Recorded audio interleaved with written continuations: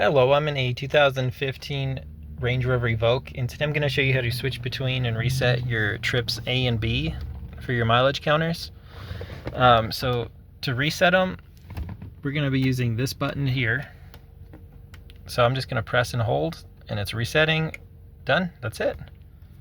And I just did it by pressing and holding this while on the trip display.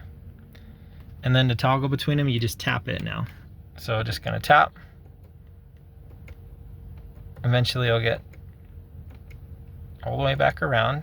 Yep, and there's trip A again.